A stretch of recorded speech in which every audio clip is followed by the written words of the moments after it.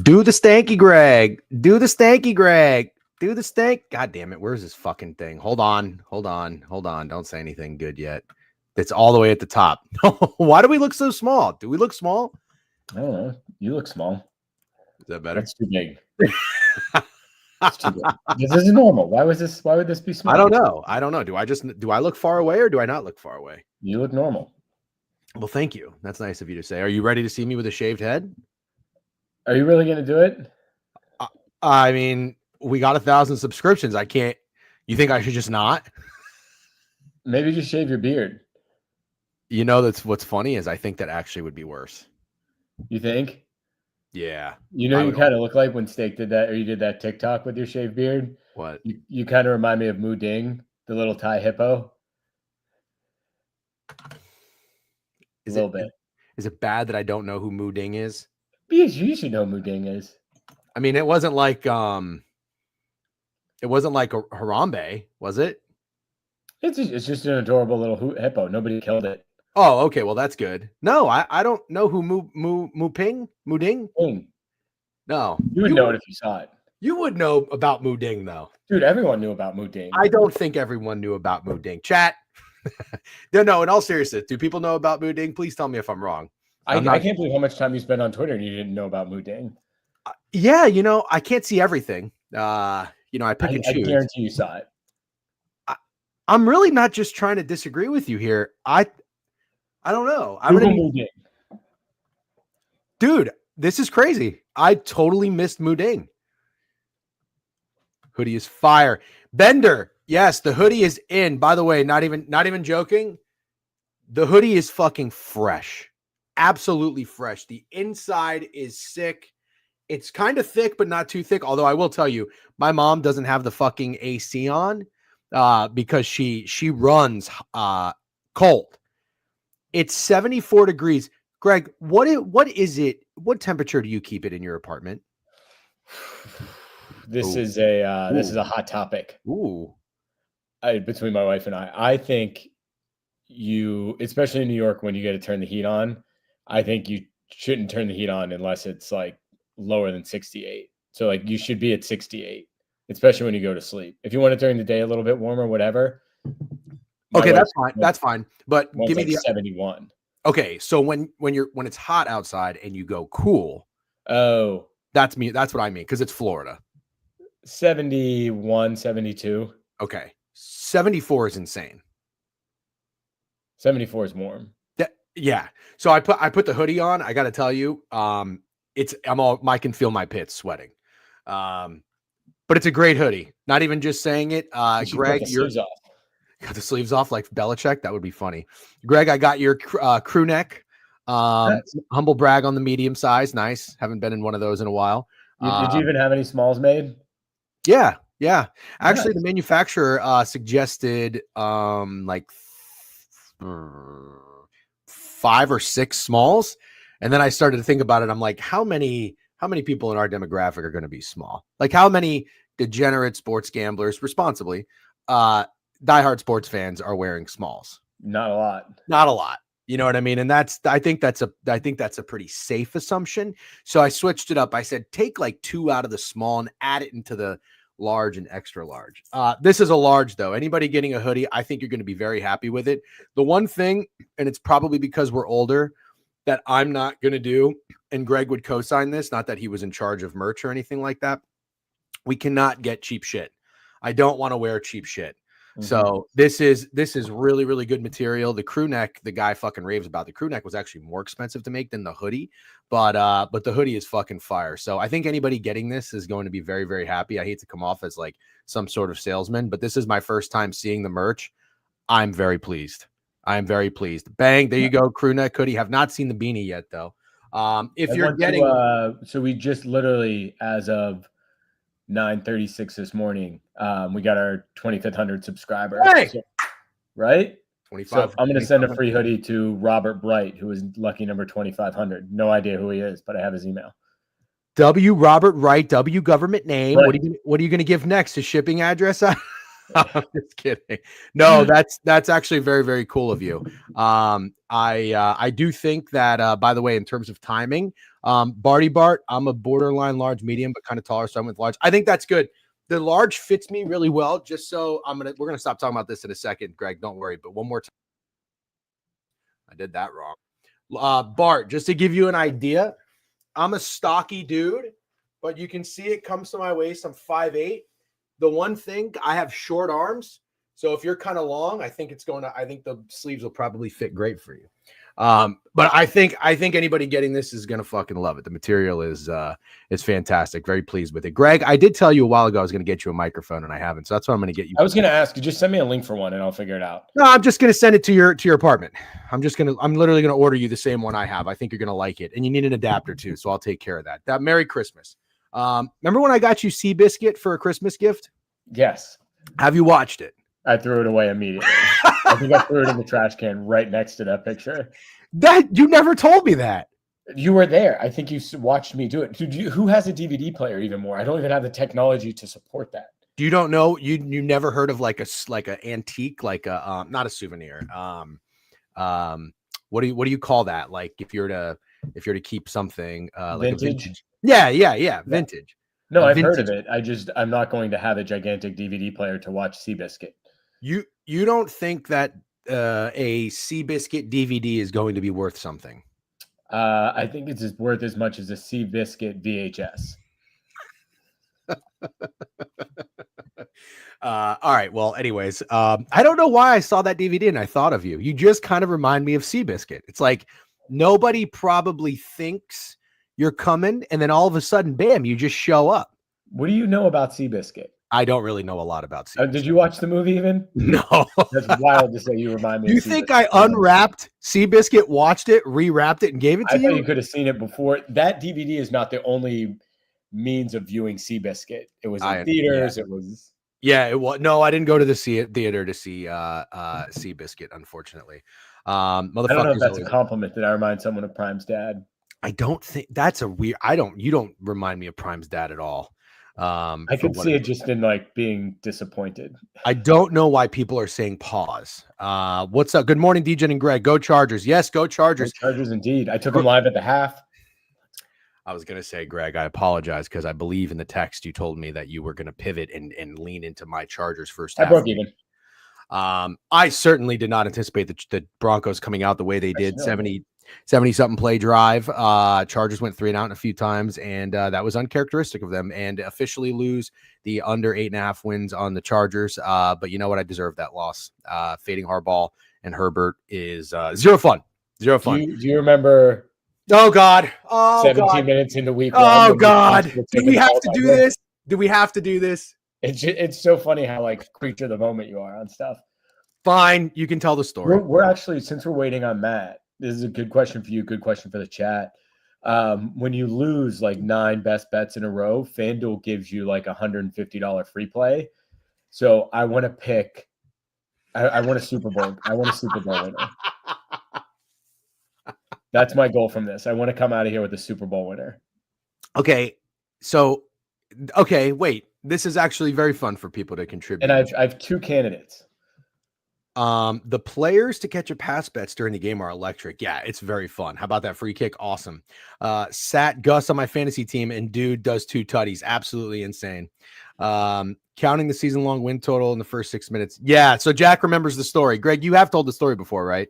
Yes. It was actually, Jack, it was a little worse than that. I think I said I wish I took the alt under 6.5. You probably have. Yes, you said I wish I took the alt. Yes, I can't believe I just took the under. Yeah, I did that. Okay, so anyways, congratulations. I guess chat. I hate saying chat. Now I find myself saying it all the time. What have I become? What would you do with the $150 free play in the future market? Greg, do you have anybody to win the college football championship? Irish. Wow. What'd you get them at? 16. Okay, that's pretty good. 16 to 1. Yep, 75 to win, 12.75. I think they got down to like 9 to 1 or 8 to 1, and then they're back up to now. They are 11. No, I think now they're like 7 or 8. No, which is interesting. Yeah, I thought after the draw. Oh, because maybe Beck being they out, went up, but then maybe Beck being hurt, they went back down. Okay. Auburn CBB winner. That's kind of fun. What's ASU's number? No, I don't think so. Get out of here. You can't bet the awards market in New York, which is so fucking stupid. Well, that one's cake after tonight, so we better find something else, Greg. Very funny. For what it's worth, and I want to have a conversation. Maybe I'll wait till Matt gets up here. I still think Notre Dame wins this game. I think that Indiana is just going to give them everything they can handle. So I know I'm already getting some pushback from Shady Beeve about betting against your favorite team, and then another guy, I think Elijah, is very upset with me for betting against Notre Dame. So I want to address that in a little bit, which will be fine. You talk about today's CFB yet? No, we did not. And our plays are in the newsletter. We've got 2 of them. Make sure you go subscribe. Shout out Freddie Mills for the retweet this morning. We hit our 2500 subscriber in the newsletter. Make sure you go to the website. You can subscribe for free. Thank you to everybody who pledges their support and pays us. That's very, very nice of you. We appreciate it. Yeah, we have another paid come through. W paid. We're going to try to keep grinding, keep growing. Let's see what Alan Dim said. DGen bringing part-time bettors onto his stream. Very cool to see. And here I thought DGen totaled the least amount of sports watched in his friend circle. I don't know if that's a dig at you, Greg, or if it's just a dig in general. Might be a dig at me. It sounds like a dig at me. I don't know why Alan Dims is saying part-time sports bettors though. Does that just mean we don't do it professionally? I don't know. I think that's what he means. Yeah, that's not true. I've faded the Magic before. That's not true. Sounds like a Greg did. Yeah, it kind of does. 100% a dig at Greg. Greg isn't even part. Yeah, we told you Greg is at a year from hell, so he's battling through, and we're going to see him in 2025 as the rise of Greg, like the Phoenix. I love the stream. Tune in every day. Tristan Toledo, we appreciate you. Thank you, everybody. Wow, we got 90 in here on Twitch, nice and early. We love that. Part-time, as in Greg places a bet a week. Greg is scaled back a little bit. But also you're getting banged up, and why would you keep pressing whenever you're not reading the board well? But Greg has been vocal. He's not tapped in. He's not locked in. He's got a lot of shit going on, but he's going to dial it up and get right for 2025. It's really just been work. Like the fourth quarter stuff is intense. Well, I know people put this facade up and on social media, and we joke about it, but it's probably, I would say 75-80% true. A lot of people that I think do this, on Twitter and whatever, probably have rich parents and don't have to actually work for a living, and maybe deal with the real world stress. Unfortunately, we're not that fortunate. So I've told people, Greg, you got a newborn, you're dealing with a new job, you're working your ass off. So we have been, as a company, we have been okay with one of our partners becoming a little bit more silent or working the back end. But I still always give you your credit. You grind the newsletter. You do write 3 paragraphs a week, and for that we thank you. No, I'm just kidding. No, Greg does a really good job, and the newsletter is awesome. That's where we got started. And if it wasn't for Greg even knowing about Substack, who knows if we would be anything at all. So W Greg. All right, vacuum sales down. We got a prime sub ban. Gregory, did you need any advice? Need to get the newborn a great Christmas. Call me. That's very funny. Okay. Workforce is stressful as fuck at times. DGen, bad news. Tech total just got bumped down. Ooh, that's stupid. Texas total just got bumped down. That's stupid. That's probably because Clemson isn't scoring. I hate to tell you that. Okay, Greg, real quick before we get into Super Bowl. I brought up the Super Bowl, and you talked about a million different things, and we never got to the Super Bowl. I am notorious for getting distracted and rambling. So back to what we were saying. Greg's got a free bet, and he wants to place it on a Super Bowl winner. I know you listen to the podcast version of the stream because you can't tune in live. Did you hear who I took? No, I did not. You don't pay attention. You probably fast forward when I talk. I missed this week. Okay, that's fine. I took the Packers. That was one of the two teams I was looking at. Oh, I thought I didn't know if you agreed with me or disagreed with me. I'm in. I was between Packers and Ravens. What are the Ravens? 8-1. Wouldn't it be so fitting in the most miserable year of Aaron Rodgers' life that the Packers win the Super Bowl? Wouldn't that be fitting? Every now and then you say something that's so brilliant. I think somebody hijacked your brain and said that for you. Did you think of that, or did you hear that? Yeah, dude. You thought of that? Yes. I haven't heard anybody say that. You're on Twitter all day. Have you seen anyone else say that? You keep saying how much. You know how much stuff is on fucking Twitter? You don't even want to know the rabbit hole I was down this morning as fucking crypto was 16% down, and I'm watching fucking the president, the vice president cancel their plans and rush to the White House. And I'm just kidding. No, but in all seriousness, no, I didn't even think about that. So Aaron Rodgers, it would be so fitting that this year the Packers win the Super Bowl. Right? I love where your head's at. But you also, okay, so you did say this earlier in the year. How do you feel about this? You said this could be the Chiefs' 18-1 season. I meant that one loss being the Super Bowl or the AFC Championship. Okay. And it's too late. I already punched in the Packers. I got excited. I just did it. Okay. But did you do it for the full 150? Yeah. I don't like that. It doesn't let you split it up. I think it does. It doesn't. It's a click button. Boom, boom. No, but if you put 100 and you click use free play, it'll use 100 of that 150. Too late.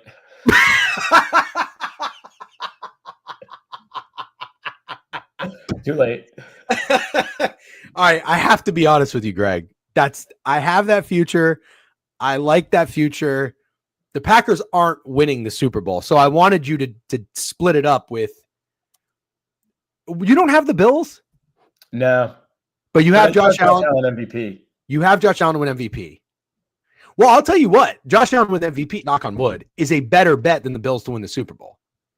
Well, yeah, right now. Josh Allen MVP is like minus 900 right now. That's what I'm saying. So okay. So you're likely, knock on wood, you're likely going to profit from the Bills anyway. Fine. I think you I don't know. I think you should have split it up. I think you should have split it up with 100 Packers and like 50 Ravens. But although there's really no value on the Bills, I'd rather just take them game by game in the playoffs. So we're collabing on Packers to win the Super Bowl. Yeah. You know who hates that bet? Steak. Yeah.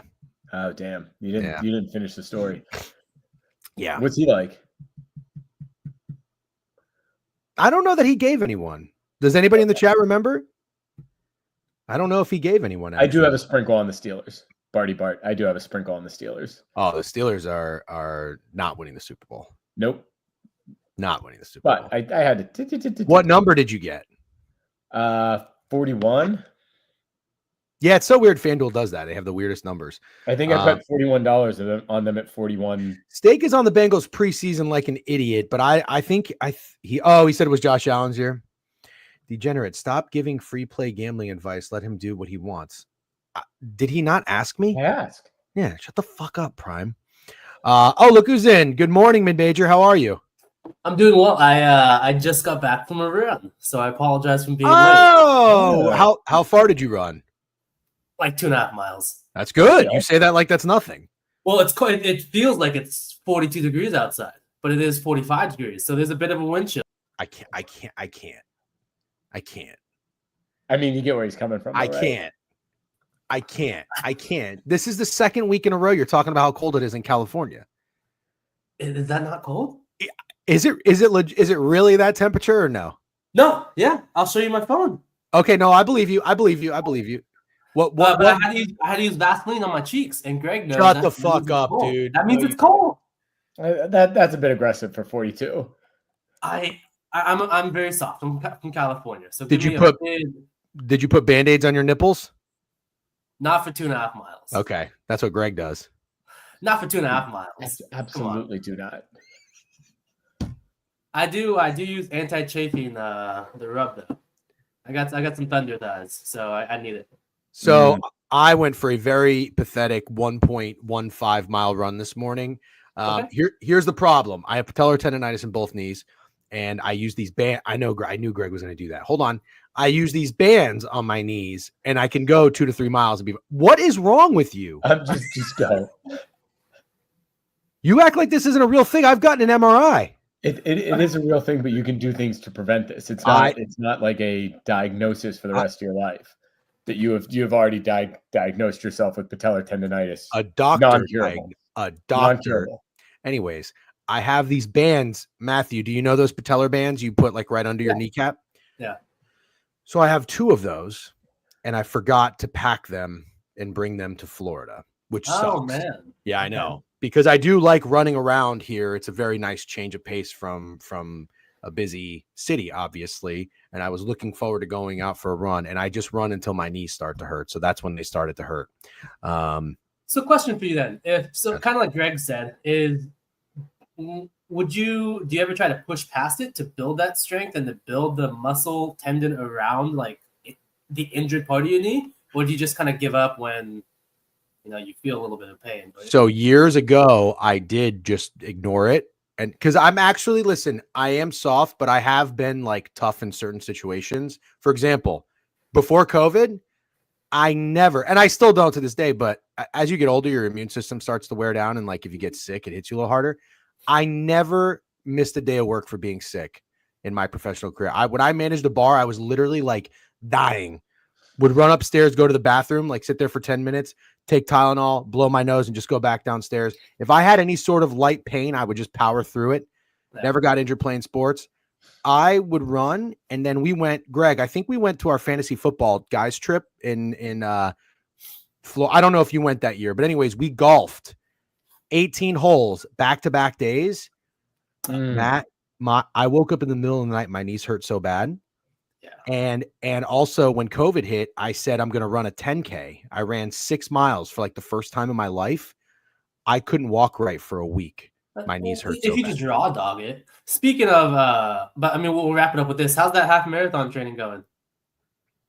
All right. So we've got NFL week 16 that we have to get to. Yeah. The half marathon was on hold. Okay, but in all seriousness, I see Bukachu is chirping us like a motherfucker. Will you relax? The Bulls fucking won last night. It's Chewy's birthday month, so can we be nice, please? Sounds like an old folk home. Yep. Driving that train. I don't know what that means. No one gives a fuck about your old. We can get off the running thing, but DJ, instead of using your patented cure-all knee braces, you can just put athletic tape around your knee, and it'll probably do the exact same thing. Can I get that at CVS? Athletic tape? Yes. Yeah. Okay. Yeah. I'll go after this. I think you missed my point in that it does absolutely nothing. Oh, I got you. I did miss your point. I can stretch more too. Yes. Okay. We can lock in. Let's go ahead and do that. It's a great day. Everybody, thank you for joining us and for being here. Matthew, thank you for being here and joining us. By the way, congratulations. You said it all week. I know you started out the year insanely hot. You cooled off a little bit, but last week, your DMs that you've sent me were spot on.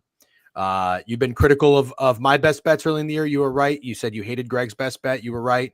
Although the Dolphins did show us a glimmer of hope here and there. Fuck them. Fuck the Dolphins. Yeah. And it was always the Eagles. It was always Eagles. I love it. That's the biggest bet of the year. So I'm happy you got through. Nice.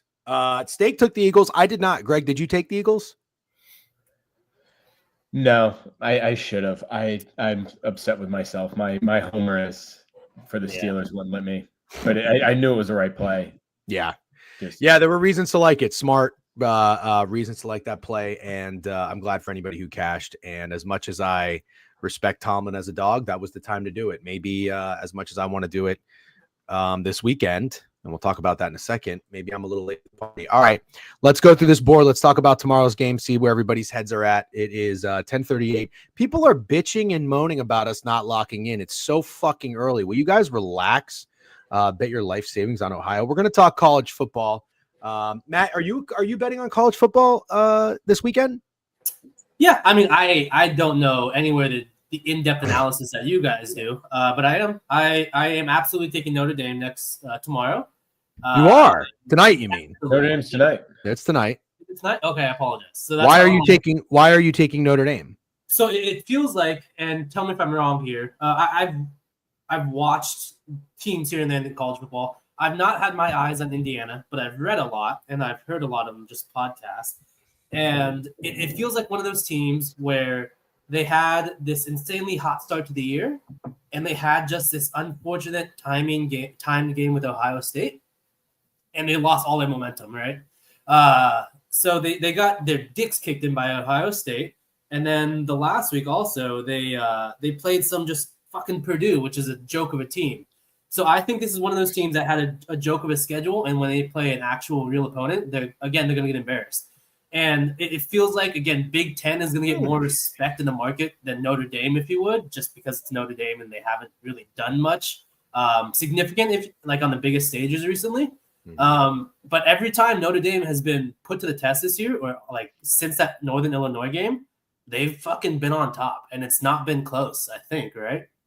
So you have a team that's disrespected, in my opinion, in Notre Dame. You have a phenomenal athletic running back who I've watched him. That guy, you tweeted it out, he could be an Olympian. That guy's disgusting. Oh, he's awesome. And against you have a team that's made up of James Madison players.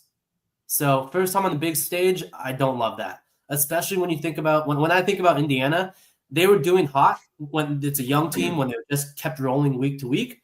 They had a bit of a speed bump, and now I think they lost their groove. And I don't love that with such a long break. Coming to Notre Dame with nasty weather from when I read. So I like Notre Dame, make it ugly, and I don't know if Indiana scores much. It sucks that you got Indiana, because I feel like that takes away a little bit of the home field factor. Yeah. And also with the weather factor, you're getting a team that's used to it. Bender, I typically agree with your observations. I think it's fairly split. There's definitely people on Indiana. There's definitely people calling Indiana as their upset, but I've heard a decent amount of Notre Dame love from what I've been listening to. I just listened to Cover 3 this morning. Greg, are you taking a bet in this game?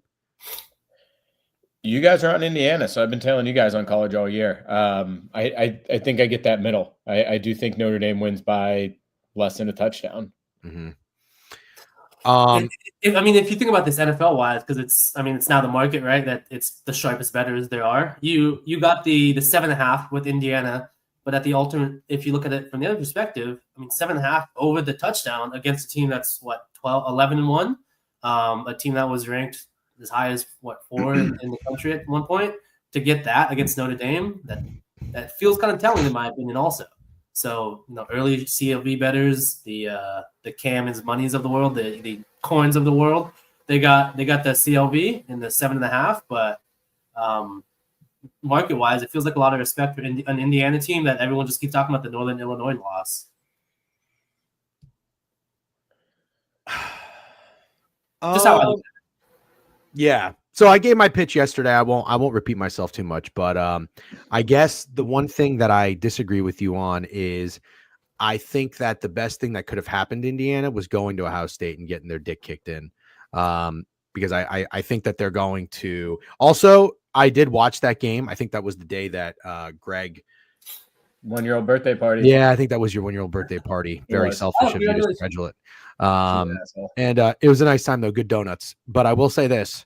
I watched some of that game. Indiana came out with a very good statement drive. They got up in that game 7-0. They were playing very well. And I think they muffed the punt. And the punter, it was shitty weather. I think it was rainy or whatever. The punter, the ball went through his hands. Ohio State got the ball near the red zone, scored. But then Ohio State also had like a 3rd and 35, and they fucking converted. They got it to like 4th and 8, 4th and 10. It was a weird field situation. They got it. Everything changed. Momentum shifted. Ohio State didn't really do anything that impressive offensively. I could be wrong. I guess I can just fucking pull it up real quick. Well, Indiana didn't really either. They only had 150 yards. Ohio State had 14 first downs. They had 200 passing yards, so Will Howard was efficient. 29 rushes for 115 yards, not great. So what I've been told is Indiana's run defense is pretty good. That's the strength of Notre Dame. I think what scares me, Matt, there's an argument for Notre Dame I'm totally fine with. I'm making Indiana my biggest bet of the season. 3 units, not 10, nothing crazy. 7.5. What's that? 7.5. 7.5. I'm not taking the money line. I'm not taking any alts or anything like that. And then I want to ask you guys a follow-up question after we're done. My concern is this. Did you watch the USC Notre Dame game at all? I got the second half of it. I really got concerned about what I saw that USC quarterback able to do. He had like 360 passing yards, and Notre Dame's defense is awesome. It's one of the best in the country. They're down their best secondary player, Ben Morrison Jr. Shout out Javon for calling him last year. But I'm nervous that Rourke is going to have a pretty good game. I think they're going to take deep shots, and I think they're going to score. I think they're going to punch Notre Dame in the mouth early. And the problem is Notre Dame's home field advantage doesn't really exist to begin with. Doesn't matter who the opponent is if they're in state. This home field, this stadium is not the most raucous atmosphere compared to fucking Ohio State, whatever. Now, keep in mind, I haven't been to a game there in over a decade. I know things have changed. There's a Jumbotron, whatever. They play fucking shipping up to Boston, which is awesome. I went to games in the Charlie Weiss era. That shit sucked. But it's they're going to be fired up. They're going to be fired up. They're going to be fired up. So you're getting the crazies that are staying in South Bend on Christmas weekend. But I will say this. Notre Dame does not have a good history of winning the big games at home.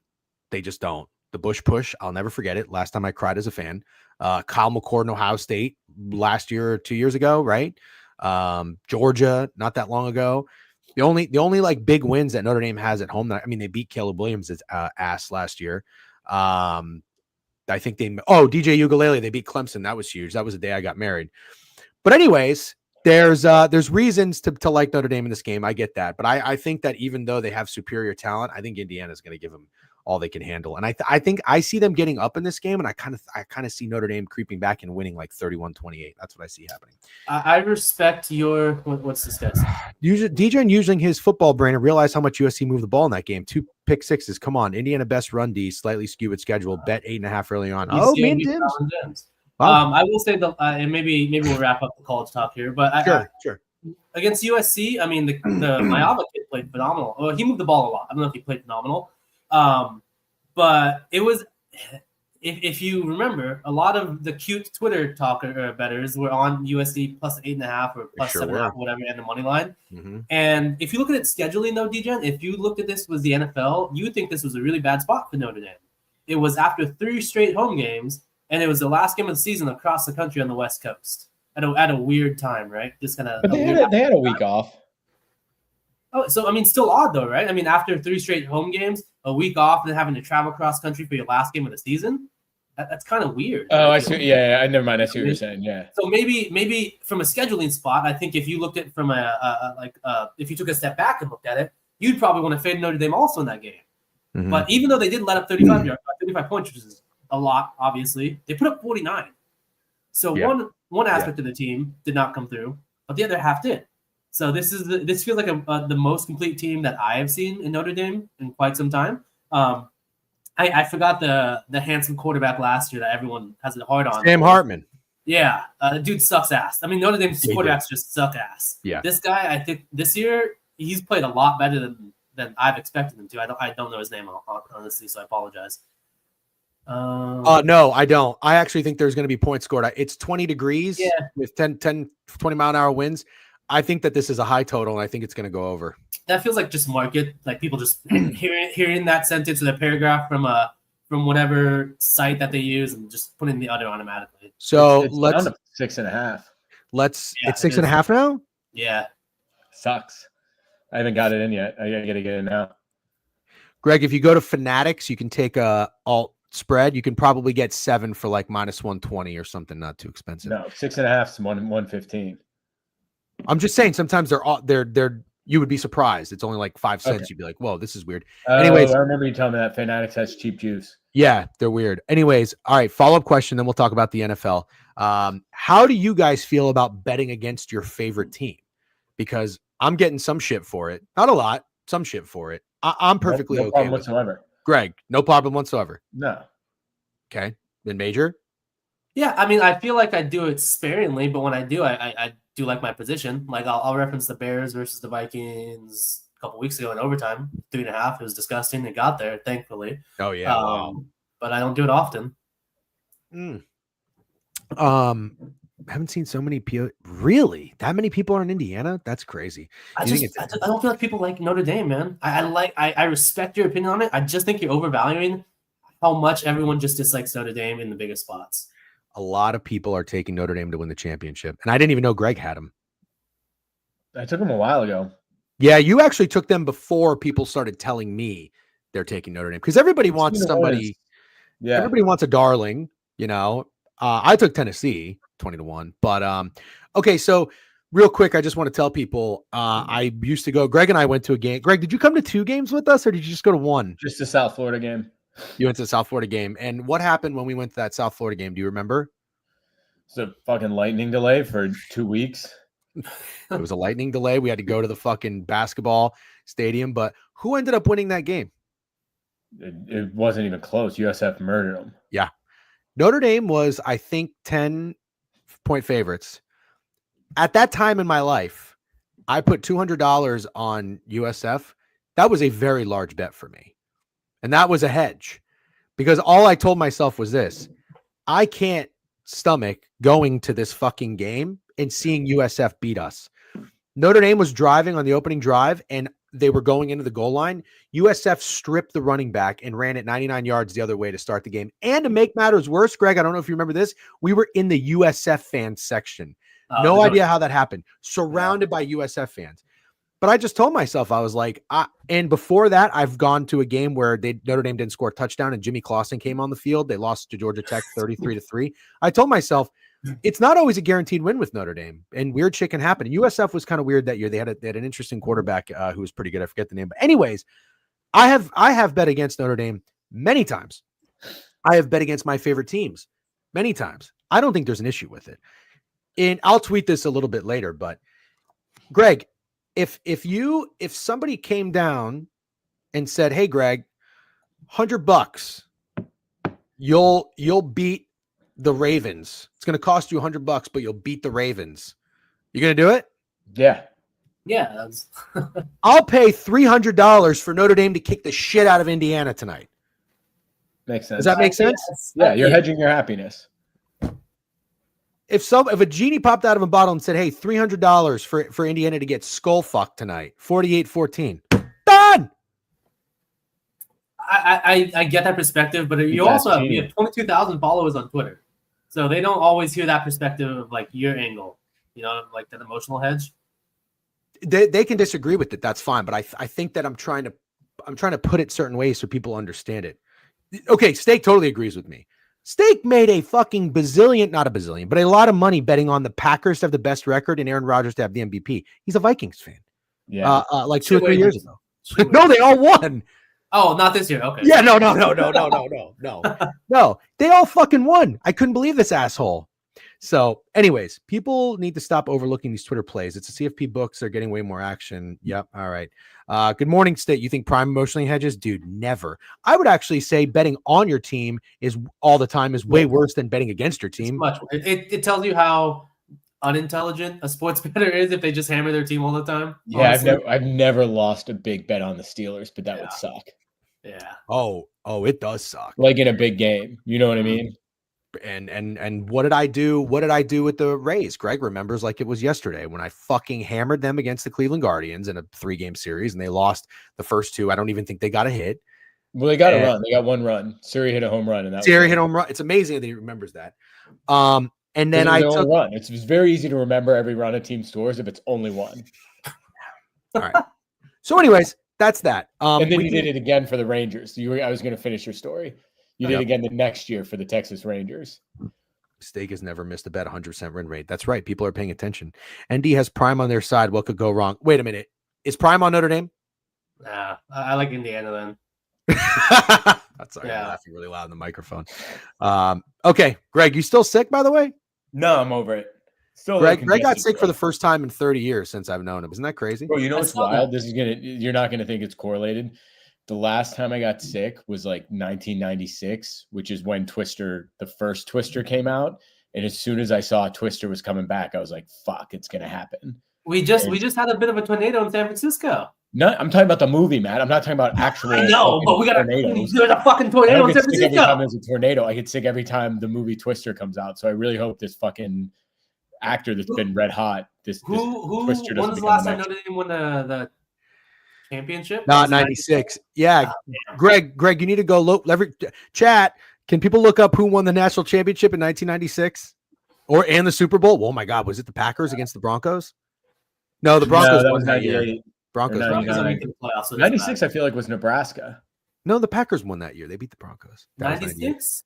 Greg loves a That narrative. feels like a 5 year. Oh, maybe it would have been the Packers beating the Patriots. Drew Bledsoe, 96 was Cowboys Steelers. Cowboys, Steelers. Ooh, not going to That's happen the this year. Cowboys first Sorry, one, Prime. Go fuck yourself. Pooch, we have connections in Orlando. Thank you to Steak. So we get a very, very good rate on the tickets. 97 was Nebraska. Sick. I'm sick of Greg ditching stream for baby and work. That's a good take. Okay. Well, that was good college talk. Let's go ahead and get into the NFL. Good morning, everybody who's tuning in. And remember, if you're watching on YouTube, don't forget to hit the subscribe page. If you're watching on Twitter, thanks for retweeting, liking, all that good shit. And thank you to all the Twitch subscribers. Matt, thank you for contributing to me shaving my head, which we'll do on January 20th. Now we're on the road to Hooters with Chewy. And we do have an updated sub count. I think we're like 960 away or something like that. Okay. Let's get into it. NFL, we got 2 games tomorrow. We have the Chiefs and the Texans. It looks like Patrick Mahomes is going to play. I'm no doctor. What's that, Greg? Definitely playing. Oh, he's 100%. Okay. Yeah, I mean, they went from +2.5 to -2.5. Yeah, I think it looks like they're -3.5 now.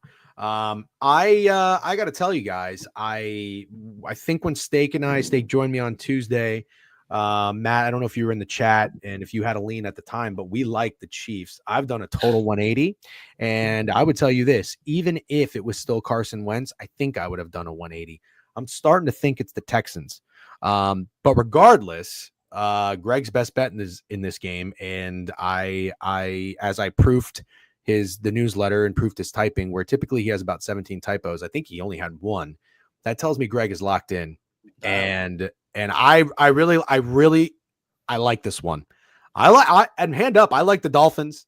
I like the Falcons. I've liked Greg's last 2 wagers. There's definitely at times we don't always agree, just because we're buddies and we talk sports. I agree. I disagree with Steak as well. Matt, we disagree. We always disagree. I like this bet.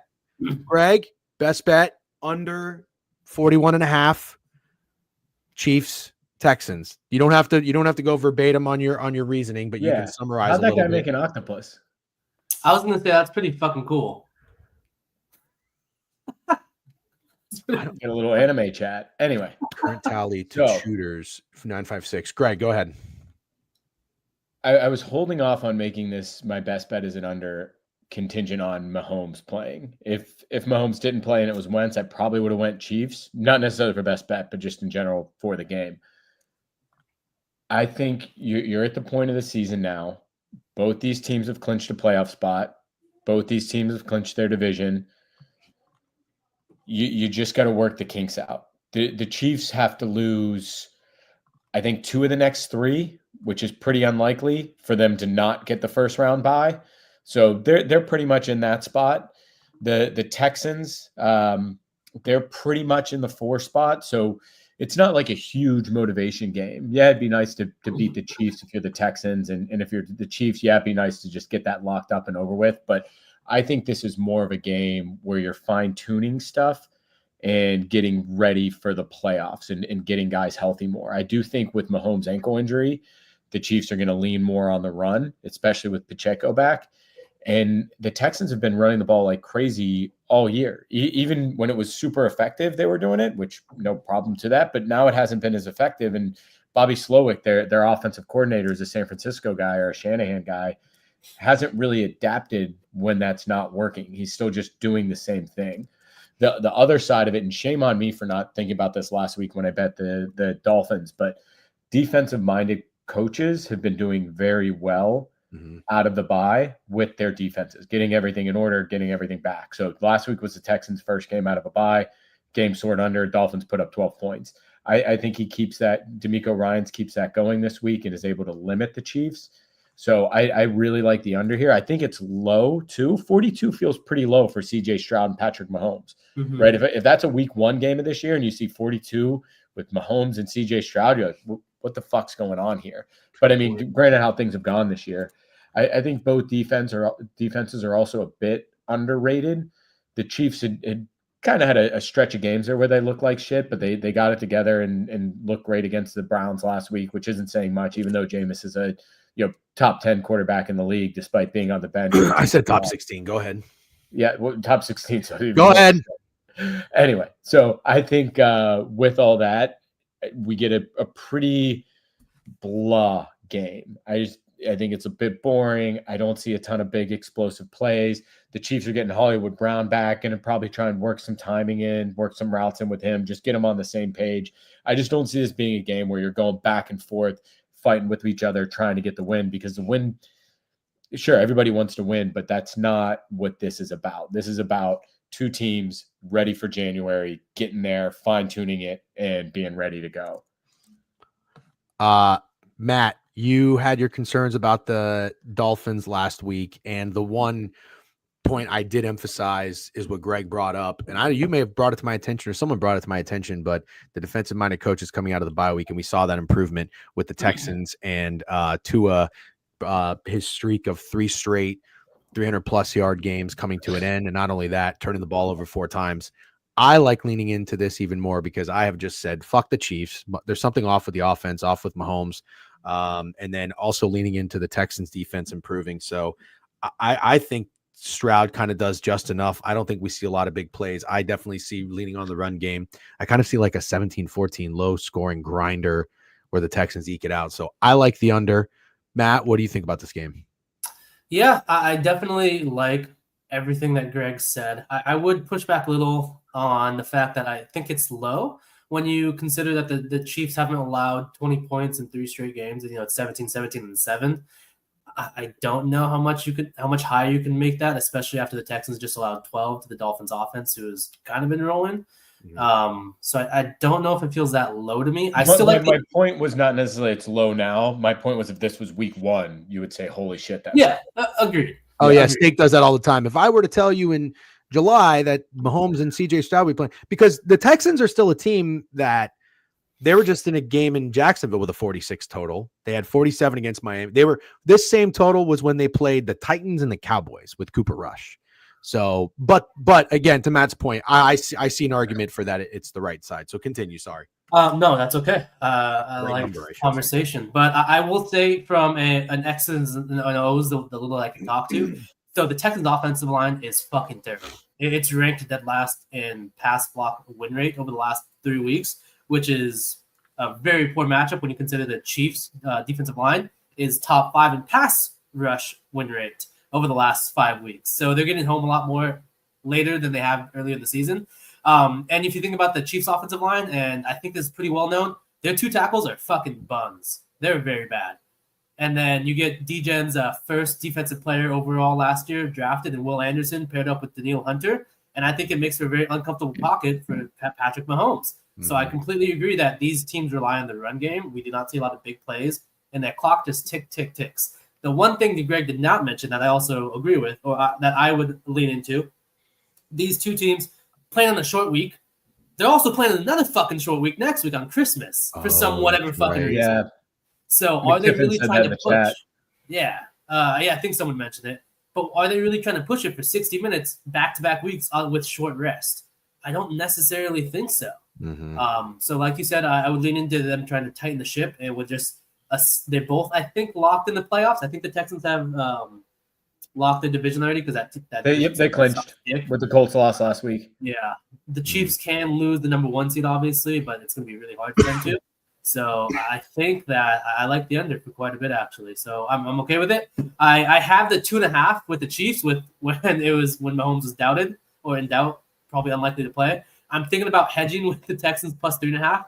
What's turning me off, which actually makes me like the under, I mean, Stroud on the road for his first 2 seasons has just been terrible, no matter how you spin it. in That's Kansas City. It's going to be cold. It's got to be cold. And this game makes me think of the game last year when he went to the Jets. You remember that? He put up like 3 fucking points. And the Jets defense, it was really good at the time, but their offense was terrible. And they still couldn't do anything with the ball. So maybe it's a similar game. Other thing that I think is interesting is in New York, at least, or on the books, DraftKings, it's at 42.5, and FanDuel's dropped it to 41.5. So if you're looking to punch this in, you rarely see a full point discrepancy. Yeah, I mean, if GRP, he says line shopping does not matter, so I live and die by his Bible, so I'm not going to listen to that. If I can get an extra point for free, I'm going to take it. Matt, if I were you, I probably would hedge because don't you think this game can come down to 3 points? Yeah, but I mean, and this is just the way I think, which is idiotic because it's not won me money, and W coin for mentioning it. I overthink quite a bit, so it's like, is this finally the game that the Chiefs cover? Is this finally the game that Patrick Mahomes get right before the playoffs? I don't fucking know. I would like to hedge, but I have it for 1.5 units right now, which I feel like is the best bet you can have at the moment. I probably should hedge if I was I'll talk to my accountant, my CPA, see what he says. Okay, let us know what Prime comes back with. I think I might honestly die. I'm gonna go full unit on the under because I tell Steak and Greg's best bet throughout the years. Even they have me on the streets. Just kidding. I'm gonna also probably go half unit on the Texans and we'll go from there. All right. Curious to hear your thoughts on this, Matt. The next game on Saturday, 4:30 p.m. Ravens and Steelers. I fucking love the Ravens. Dijon, I fucking love the Ravens. I'm not bullshitting you. All right, so here's the thing. I really hope you're both wrong. Well, yeah, I know you're a Steelers fan, but Greg, let me ask you this. Let me ask you this. In your heart of hearts, what do you think? What do you think happens? In my heart of hearts, there's an interesting trend that's happening this year, where typically divisional games against two big teams, they split, right? But what's oddly been happening this year is a team is sweeping. So case in point, the Rams swept the 49ers. I looked it up last night for the first time in over a decade. The Chargers just swept the Broncos. There's been a lot of these divisional games where you would assume, oh, these teams are going to split, right? Like everybody was on San Francisco. Falcons swept the Bucks. Huh? Falcons swept the Bucks. That doesn't happen. You're right. There's been a lot of those weird things where you would, when the second matchup comes around, everybody almost assumes these two teams are going to split. And it hasn't been happening this year. Again, Steelers fan grasping at straws. So that's something I'm holding on to dearly. We'll see. I do think this number says the Ravens win. I also feel on counterpoint, last week was the time to fade the Steelers. They had played 4 straight divisional games. They get up for these AFC North games. I mean, Hard Knocks, you've seen it. They love these games. They play Lamar tight. So I'll let you guys continue on the Ravens because I have another play in this game, but it's not the Steelers. All right, real quick. I just saw we had 5 sub banks from Chasing Losses. Thank you very much. We got to update the sub counter, which I'll do currently. And a couple new follows: 6 Speed, Ayo, Almeida, and Lolita. 1, 2, 3, 4, 5. What's up? Welcome to the board review. Okay, Matt, I'll let you tell me why you like the Ravens, and then I'll close it up with why the Ravens team total over is my best bet. Yeah, so you actually mentioned it. The Steelers defense is just gassed. Look at their last couple games since the Bengals game. They've been on the field a lot. They've been getting burned. They've been playing a lot on the field. Their secondary is a lot worse than people actually realize. TJ Watt's slowing down. He's nicked up. Alex Highsmith is playing. He's not 100% healthy. There's no way. That defense it's just being respected too much, in my opinion. And you think about their injuries now. So they have 2 starting secondary pieces injured in an already bad secondary. And now you're going against Lamar Jackson in perhaps the most dynamic offense in the NFL. Dude, I think the Ravens just blow them out. I'm going to outline the Ravens to 13.5. Might take 14.5. We talk about the Steelers offense that needs to run the ball to be successful. We saw what happened last week against the Eagles when you can't run the ball with the Steelers. Russell Wilson didn't do anything offensively, honestly, outside of 1 drive. Put nothing consistent together. And the Ravens are the best run defense in the league. Secondary is terrible, but you have no George Pickens again for Russ Wilson. And when we talked about it, and this is something we're going to lean into, I'm going to beg everyone to lean into. in our spaces earlier this year, we talked about how this ending of this year for the Steelers is perhaps the most difficult schedule we've seen all time. It's fucking insane how difficult it is. And I'm just going to keep leaning into it. My biggest bet of the year was last year with the Eagles. They punched them in the face. I'm going to do it again this week. I think the Ravens, with their offensive line improvement, they're now rated the top 5 offensive line in run blocking and pass blocking against a tired Steelers defense, can beat them up again. I think Henry beats them up and punches them in the mouth. I don't think they're playing I don't think that Tolman is going to continue to play his guys 100% if they're losing. I think he's trying to get back to the playoffs. I think the Steelers are dead at the moment, man. I really do. I think that they lose this game. I think they 100% lose the Bengals game.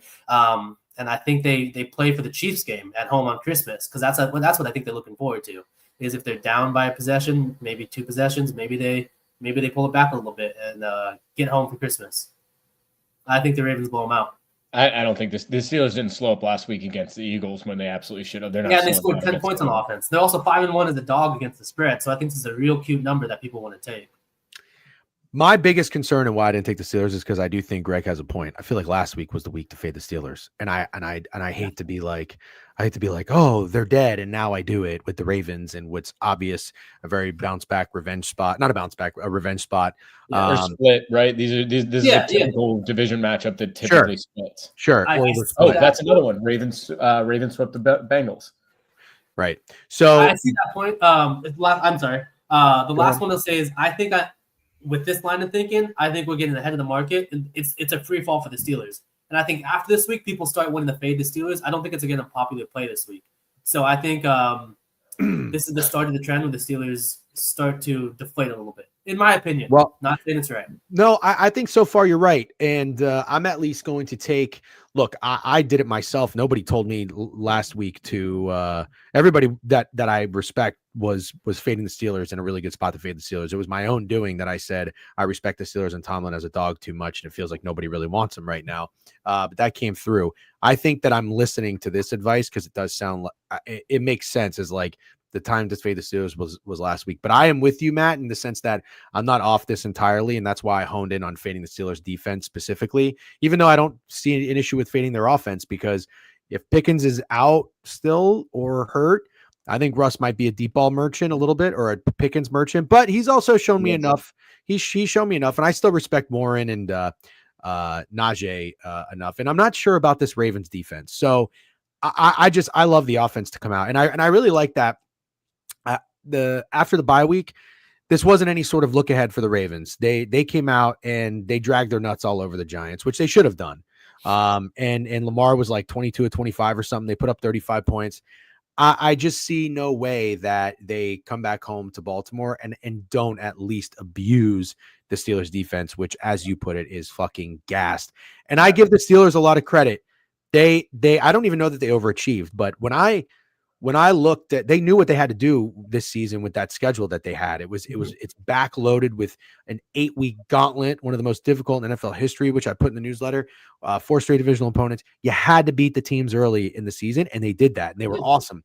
But when I looked at the depth chart, my biggest issue with not betting the Steelers anything in the offseason is I like Joey Porter Jr., and obviously who doesn't love fucking TJ Watt, but I didn't really like most of the players on the depth chart on defense.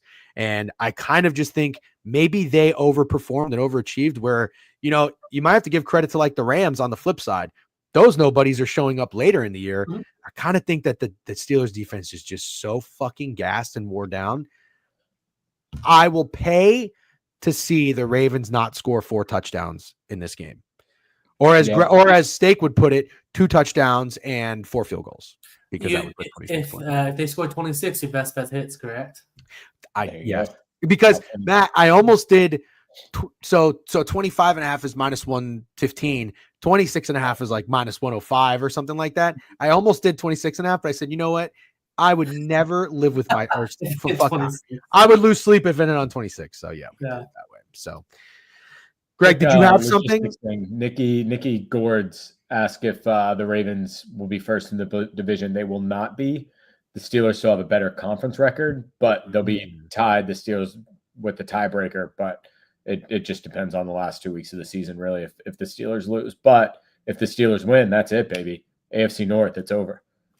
I'll say it does, and I agree and disagree with this at the same time. Like it does and it doesn't look too easy. At the end of the day, we're talking about a Steelers team that is 10-4 ATS, and it's a divisional opponent. Like 5-1 is a dog. What's that? 5-1 ATS is a dog. Yeah. So, Budman, I kind of see what you're saying, but at the same time, I don't know. You can't give Tomlin 7.5. I just don't think you can.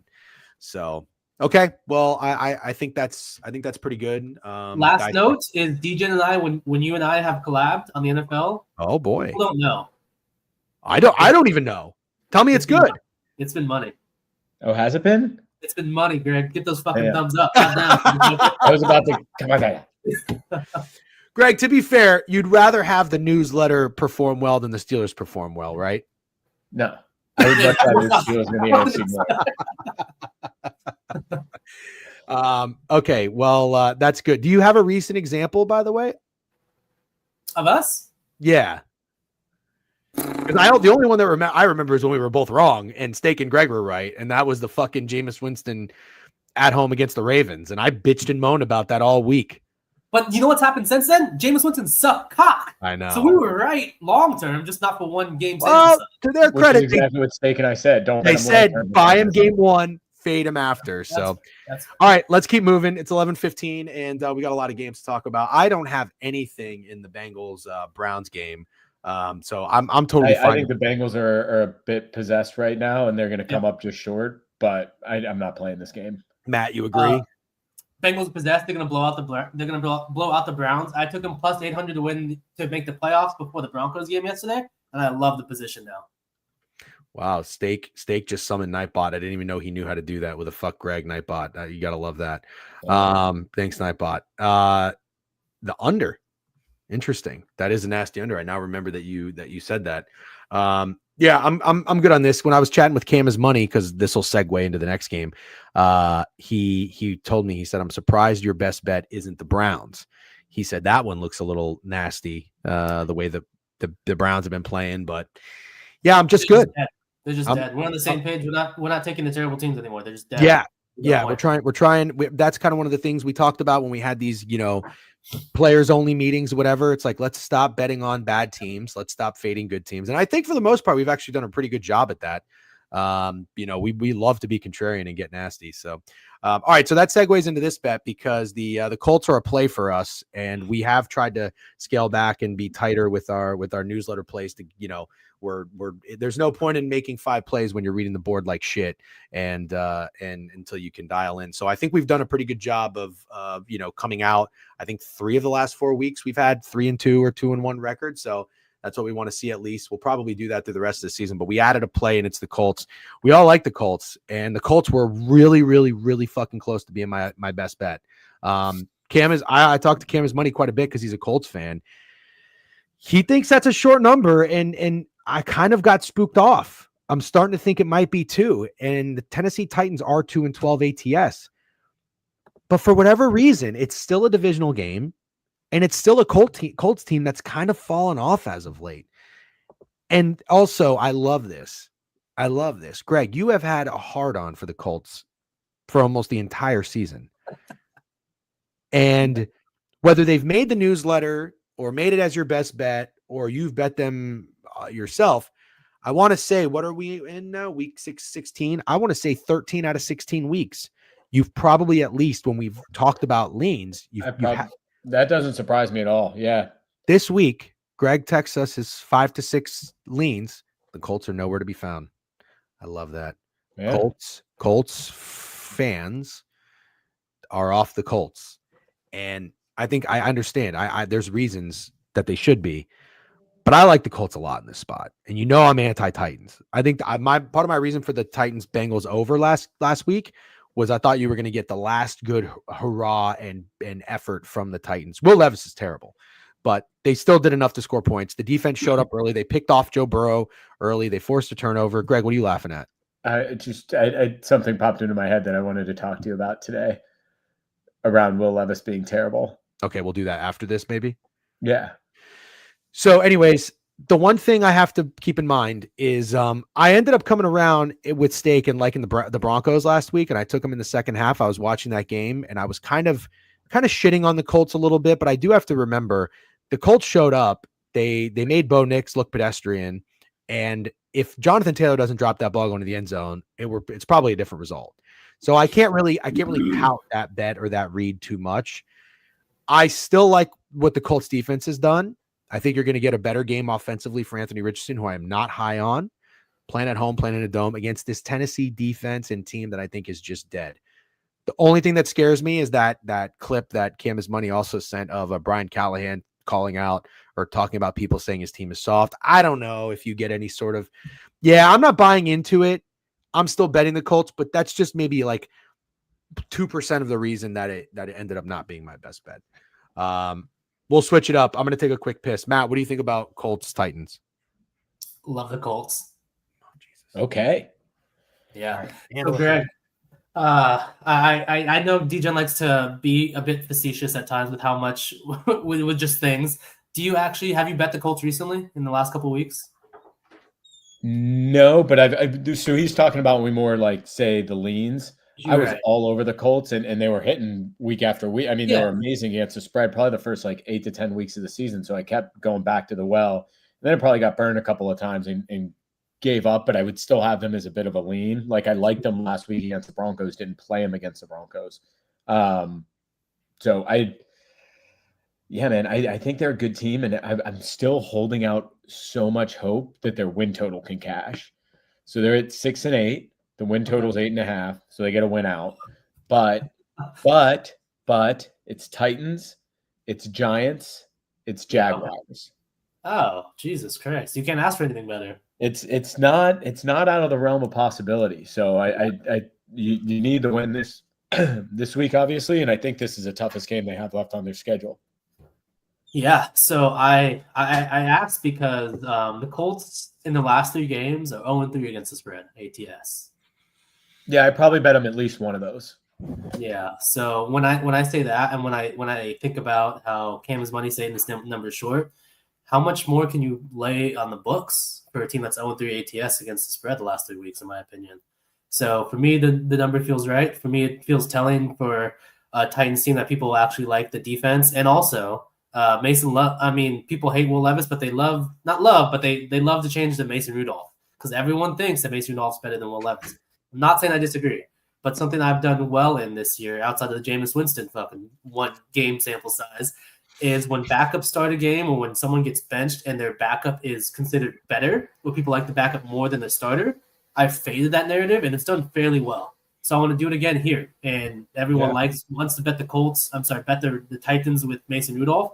And that Titans offensive line is still dog shit. And you talk about the Colts defensive line when it's got healthy, one of the better Colts defensive line in the league. You talk about how Pollard's injured, Nakeem Weston-Hines injured, Tyler Boyd's not doing shit, but he's been injured. So who the fuck is Mason Rudolph going to hand the ball off to? Tajay Spears? Who's going to throw it to? I think the Colts kind of win by over a touchdown also. There is not a lot of people are going to want to bet the Colts after the showing last week. Defense played amazing for the Colts. Anthony Richardson just played off. It's just you can't overlook it. So I love the Colts this week, man. Nice. Yeah, the Colts lost to this because early November they lost to the Vikings and then they lost to the Bills. That was the last time I bet them was against the Bills. Vikings was Joe Flacco. Bills was AR. Bills was AR, I think. Made the change, didn't cover. There you go. Another case in point. Yep. Yeah. So D-Gen. Yep. Now that you're back, I can tell you why a little smile ran across my face when you said you hate Will Levis. Oh God. Right? You think he's terrible, right? Those are your words. Well, you're gonna pull up some fucking data bullshit. No, I'm saying completion percentage, he's almost identical to Jameis Winston. Touchdowns, he's almost identical to Jameis Winston. Yardage, he's almost identical to Jameis Winston. And pick, he is identical to Jameis Winston. And yet one of them is terrible, and one of them is a top 16 quarterback. So I'm just trying to draw that disconnect. If you look at the numbers and maybe like there's a Jameis bias that's tipping the scale. Talk to me when Will Levis is white Jameis. I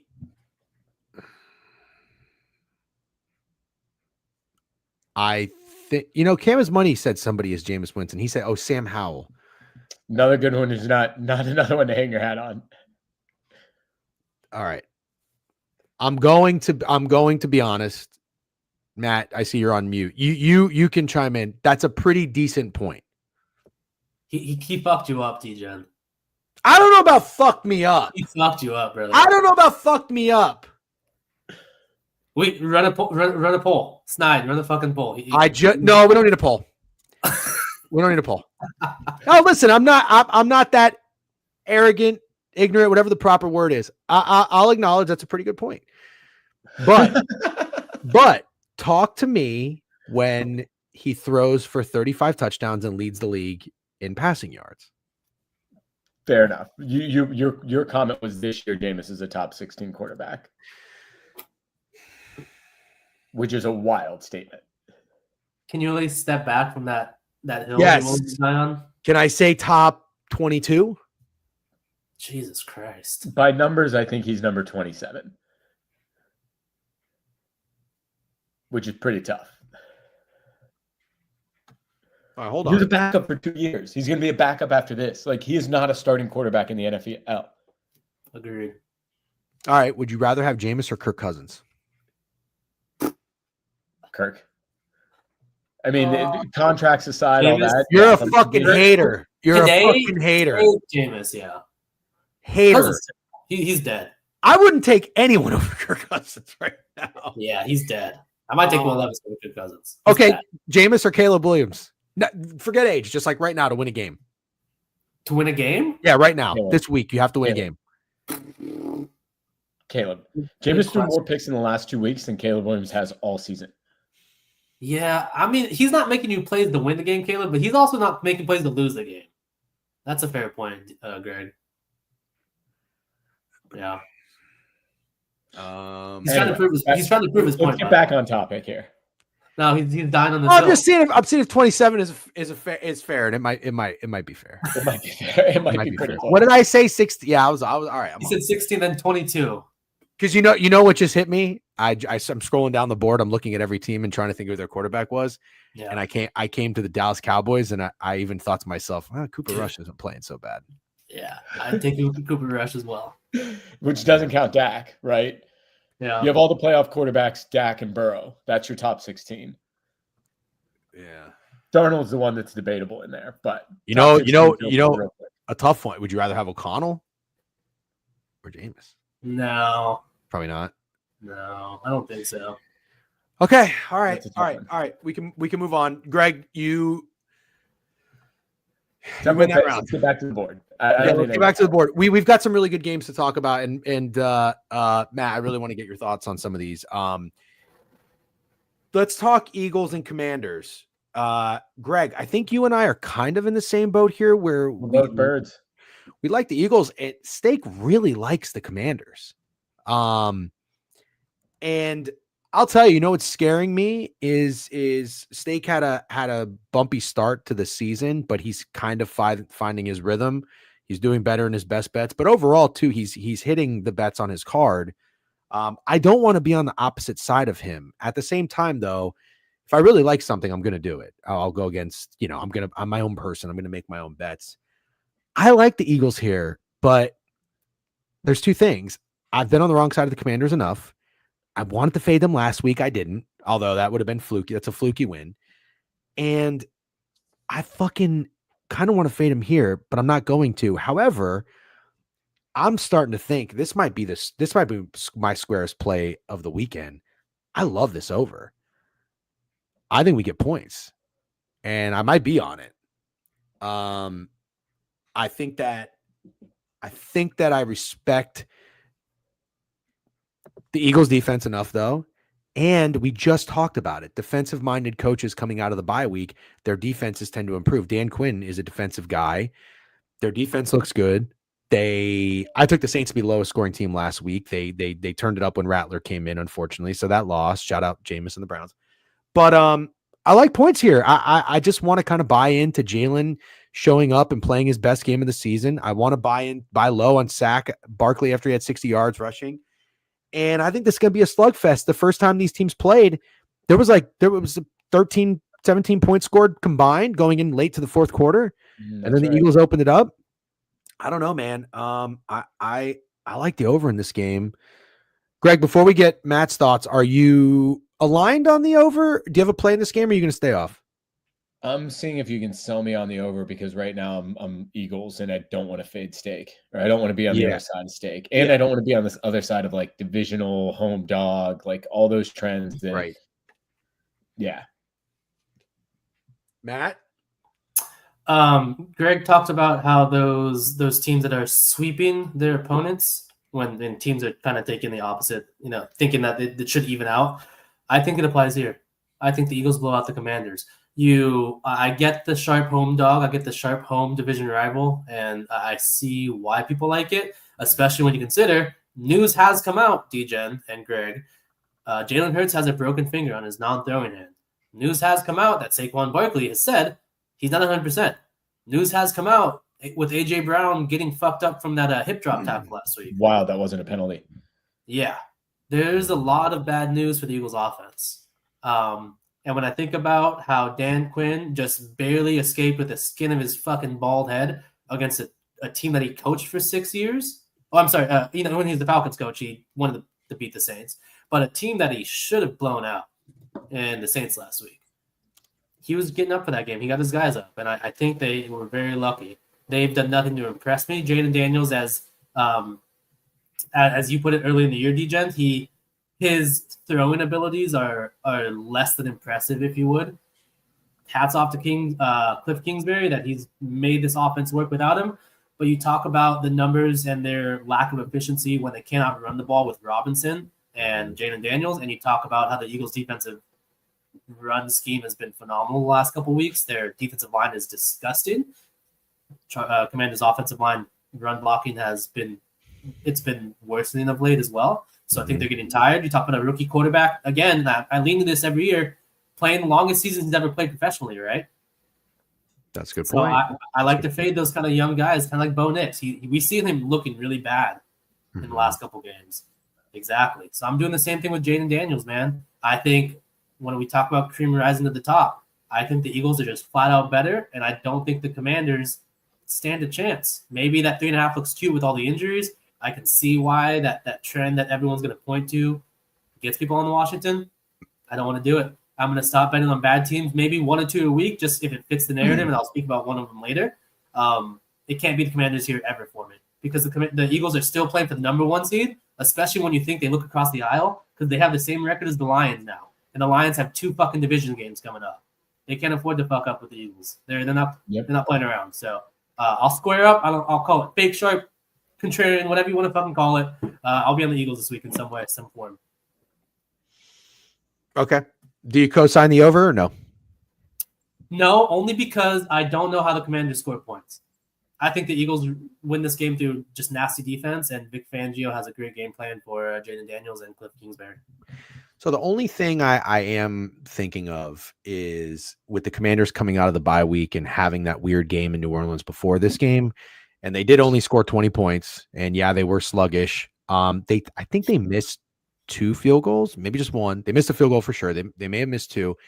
And did you guys see that clip of like Terry McLaurin came like 3 inches away from having 3 additional catches, 1 for 50 yards, 1 for 60. He would have ended the game with like 240 yards receiving and like 3 touchdowns.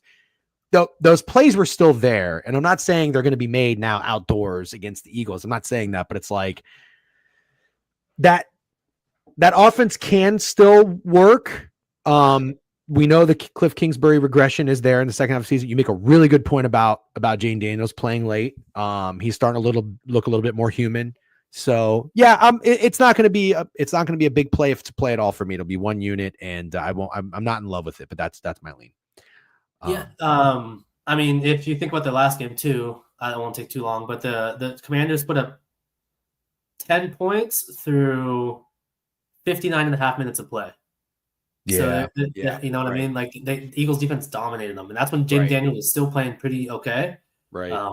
So maybe the Eagles just own them this year. That's just how I'm looking at it. No, I'll square up if that's fine. No, I'm with you. Yeah. Look, and at the end of the day, like that's the one thing too. I have no problem if it is square. I don't even know that it is, but if it is square, if you look on Action Network or not even, it doesn't even matter. If fucking everybody's on it, sometimes that shit hits. I'll tell you what, everybody was on the fucking Chargers last night. I was. You were not, or you were? I was. I just went money line because I'm a pussy, but I also took them live at the halftime. I think you did too. Somebody did. No, Greg did. I took the Chargers first half like a fucking Great. butt. You know what? And what made me take the Chargers live, and I'm sorry about this. I heard you talk about how well the Chargers have done in the first half all year. Mhm. I was like, what if this is the fucking game where they shit the bed the first half and then come back and actually play well in the second half? So thank you for that. You want to know what's funny? They did that against the fucking Chiefs like 2 weeks ago. They got shut out, and then they came out and they dominated. They almost won the game, scored 17 points. And the only thing I started to think about that concerned me a little bit, that this is the one, the hindsight's 2020. I forgot when these teams played before. The Chargers, I think, were actually my best bet in Denver. And they came out and they got up to like a 21-0 lead or 20. And then they got shut out in the second half. And so I should have probably thought that through and thinking that the second time they play, there's going to be an emphasis on the Broncos to not get in the hole and come out. And so they did. But anyways, we'll keep moving.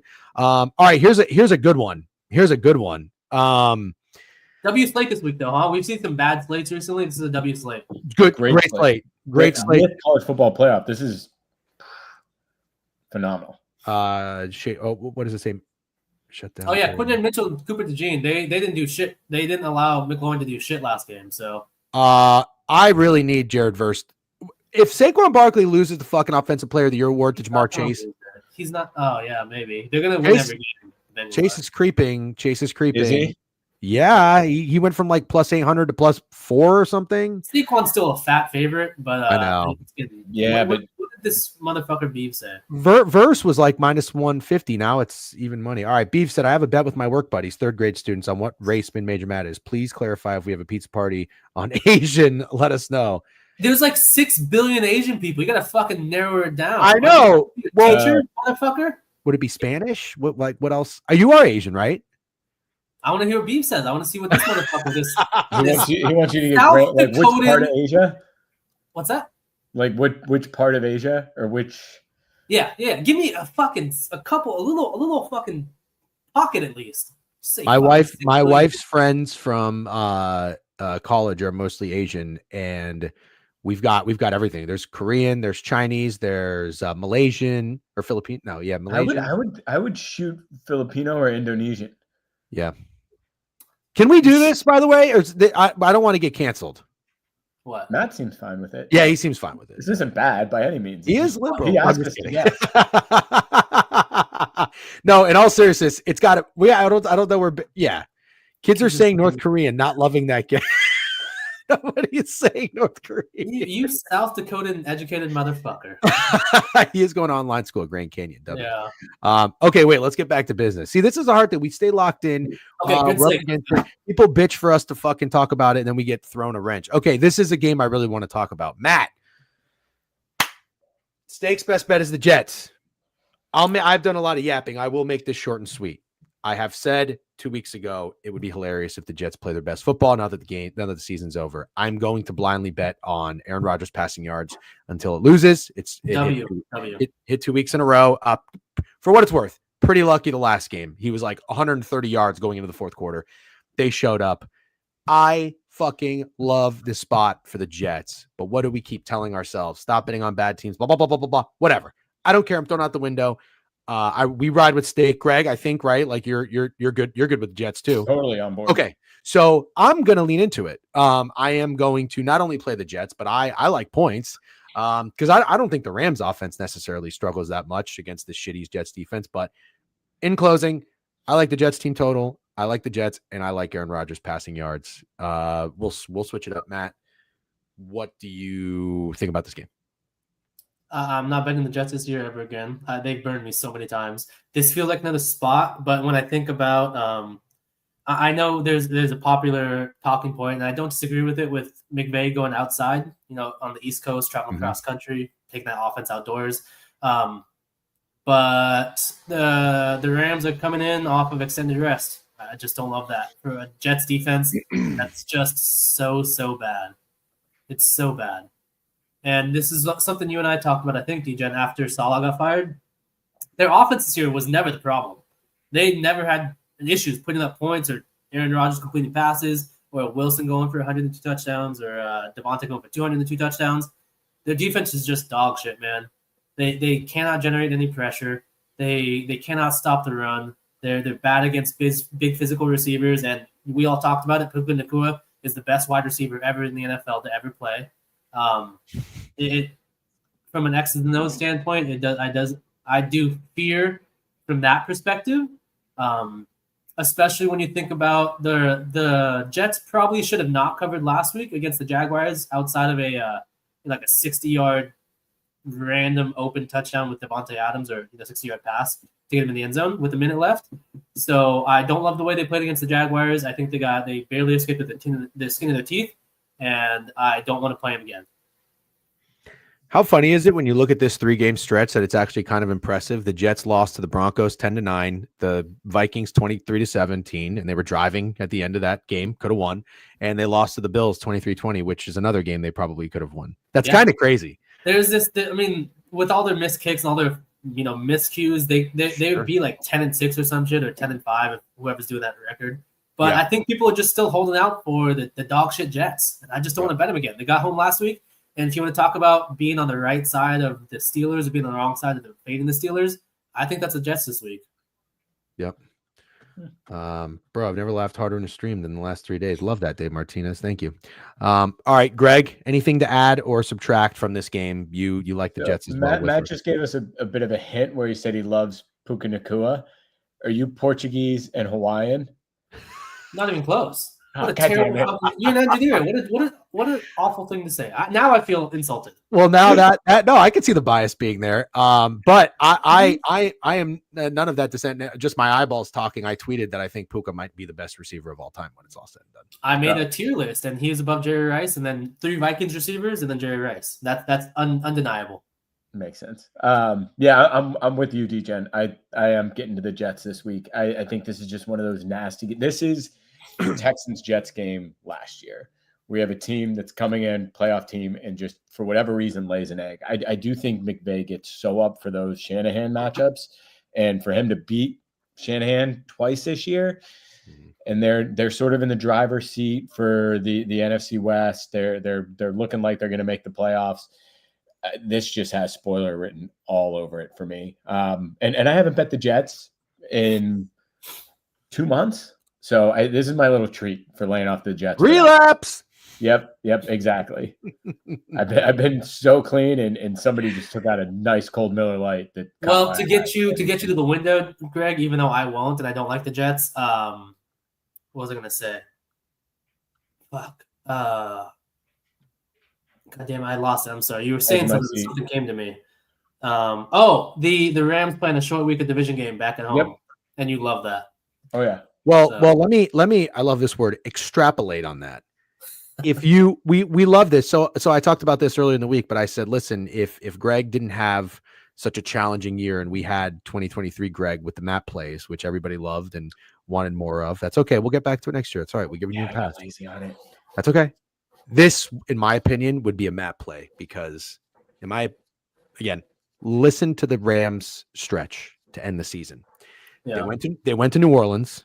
Travel, okay. LA to New Orleans is not that close. Then they go back home. They play the Bills. They beat the Bills. Then they go to San Francisco, not around the corner, same state, obviously. Then they go from San Francisco cross country, where they've already been, by the way, when they played New England, not that long ago, November 6th, 17th, a month ago, to play the Jets, sandwiched in between playing 3 division games of the Niners, the Cardinals, and the Seahawks is a trip to fucking MetLife to play the Jets, who are toast, in late December. I'm almost scared of how much sense it makes to fade the Rams. Yeah. I love it, though. I love it. So I think there's one scheduled loss this week, and I don't think we've gotten that part of the schedule yet, but I see the point. But I'm using that narrative for another game. I'm going to make a phone call real quick. Go ahead. Okay. I'm not Filipino. I'm not anything that's been said in the chat, by the way. So keep guessing. Just tell us. I think you're not North Korean, so Beef's friends lost. I am not North Korean. The kids don't get a fucking pizza party. So sorry, kids. Snowman Sports with a raid party at 12. Appreciate you, Snowman Sports. I would give you a shout out if I knew how to, by the way. I don't know how to do that. Not if we can give him a shout out. What's You up? don't just shout them out. There's like a thing that you do. Yeah, you could do a thing and you shout out Snowman Sports in the chat, and then it kind of helps their channel get recognized. I think I've seen it happen before. Twitch is hard, man. Are you 35, 36? 34. Okay. Yeah. 34. Round up. You're 35. But anyways, so back to the board real quick. Quick hitter on this one, Matt. I don't think Greg has many thoughts. I don't know if we have many thoughts, but any interest in betting on Penix or fading Penix in his first start? Penix. Yeah. So Penix, it's Penix. I thought that was intentional. My first inclination was like, do I really want to lay with a rookie quarterback making his first start? Do I want to bet on him to win by double digits? That seems like a fucking lot of respect. No, I don't. But then Coin asked for my 3 plays every week so I could fade him. He's up a lot of money doing that. And I posed that question to him, and he was like, this is what made me kind of step back. When Penix got announced in, the line went down. So people are betting the Giants. I want to bet the Falcons. Because you touched on it earlier, right? When you talk about the worst quarterbacks in the league, Cousins might be at the bottom. Rookie quarterback, Penix, regardless, he has to be better than what Cousins has showed the last couple of weeks. Couldn't agree more. So I think I like the Falcons. I think I might get there, man. Yeah, I saw. I don't follow. I think I follow this guy Joey Tunes. I'm not super familiar with him. I truly don't. Like, I don't know if he's good guy, bad guy. I don't have an opinion, but I think he releases plays. And somebody I follow shared a screenshot, and he was on the Giants. And then I saw some other people on the Giants, and I'm like, the Giants is a really popular, pro play. Yeah. And it's almost like way in your face obvious, right? That's Rookie what I started to think. And if it wasn't for, I wonder, I think people were getting ahead of that switch or betting on the switch. I forget the timing of it, but I wonder if Kirk was playing, if people would be jumping to bet the Giants. I'm not so sure that it would be on anybody's card. That's where I was like, fuck it, give me the Giants outright. I wanted to fade Kirk Cousins into the ground. Mm-hmm. So I thought the same thing. Once the Penix news happened, I'm like, wait a minute. Now this double digits with the Giants becomes a little bit more obvious. So I agree with you. I'm out. I'm not going to put anything on the Falcons, but I'm out on this one. Greg, Falcons, Giants, are you betting anything? We'll be quick on this. It would be Giants or nothing. If they didn't make the switch, I'd be on the Giants for sure. But the QB switch. So we just talked about it. Yep. Okay. All right. Cardinals and Panthers. This is a really, really interesting one. I think I like the Cardinals. Steak likes the Panthers. Greg, where are you in this game? They're 3.5 point favorites on the road, total 46.5. I'll be right back. I think I like the Cardinals in a similar boat. Probably not going to get there. Okay. The Panthers to me seem like they had a gauntlet where they fought really hard, and now I think it might be that it's over. So my concern was, and I ended up getting there with the Cowboys last week, and I truly mean this. It's never, if I ever tweet these things where it's like Action Network shows, 20 people on one side or whatever, I'm not that person that is just blindly fading everybody. I'm not. I have always been the person that's like, contrarian and you want to fade the public. But I always tell people the assumption is made based off of the line, where I think a line is obviously short. And it's like, there's a reason line short that we don't know. Anyways, when I saw so many people on the Panthers last week, I was really shocked. And I just told myself, I can't bet on a team that is an underdog when they're just because they're a favorite. I'm at the point in my life where I think that's silly now. So I got there with the Cowboys, and I'm very happy to. This is kind of a thing that you've talked about with the Steelers. I think the time to fade the Panthers was last week. And I'm scared about doing it now. I like Kyler more as a dog than I like him as a road favorite. I don't know what the data is. I can't get there with the Cardinals. Yep. So anyways, I'm going to stay off this game. I hope for the sake of my fantasy team that James Conner and Trey McBride. Touchdown. Week late on a plan, DGen and not shit face feels where I think he means plain. Yeah. Hey, I hear you. I've flown sober before. It's very strange. Get yourself a gin and ginger ale. Great plain cocktail. Only. Ooh. Oh, dude, did you see my tweet? Somebody suggested it a while ago. It's my thing now. And I'll tell you, it's so good.